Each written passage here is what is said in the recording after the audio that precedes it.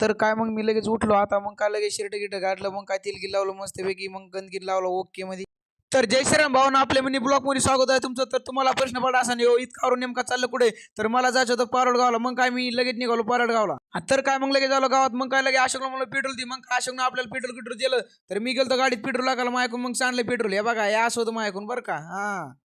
तर काय मग आपली तिकडे गाडी गिडी लावून दिली. चल आता चाललो मग मी बाजार फिरायला. तर काय लगेच मग बाजार आलो. बाजार तर एकच नंबर होता. पाया कशा पाहिल्या जोड्यात एका लाईनीने भाऊ विषयच नाही. एकच नंबर जोड्यात पाहिल्याच्या.